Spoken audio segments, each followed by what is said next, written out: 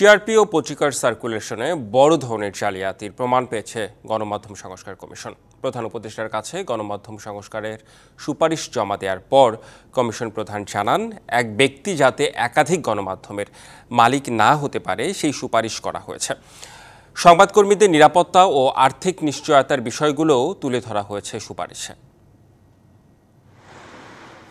গত বছরের 18 নভেম্বর জ্যেষ্ঠ সাংবাদিক কামাল আহমেদকে প্রধান করে গণমাধ্যম সংস্কার কমিশন গঠনের জন্য সিদ্ধান্ত নেয় অন্তর্বর্তী সরকার। 4 মাসের বেশি সময় পরে শনিবার দুপুরে প্রধান উপদেষ্টার কাছে প্রতিবেদন জমা দেয়া হয়।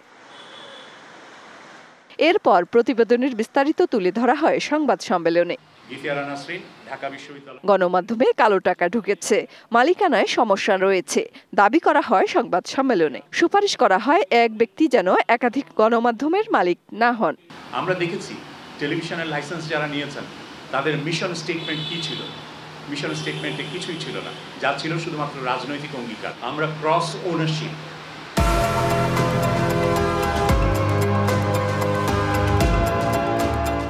এটাও বন্ধ করার প্রস্তাব করেছে। ওয়ান হাউস ওয়ান মিডিয়া, এর চাইতে বেশি হতে পারবে না। টিআরপি ও পত্রিকার সার্কুলেশন নিয়ে জালিয়াতির কথাও বলেন কমিশন প্রধান।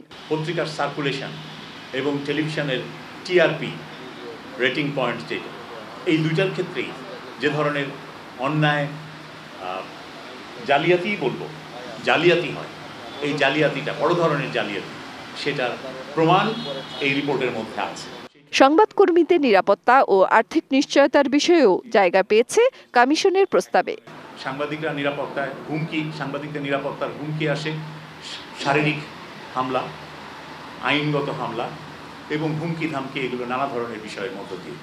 তো এগুলোর থেকে সুরক্ষা দেওয়ার দায়িত্ব রাষ্ট্রের। স্বাধীন সাংবাদিকতার উপর অযৌক্তিক বিধিনিষেধ সহ বেশ কিছু বিষয়ে পর্যবেক্ষণ ও সুপারিশ তুলে ধরা হয়েছে গণমাধ্যম সংস্কার কমিশনের সুপারিশে।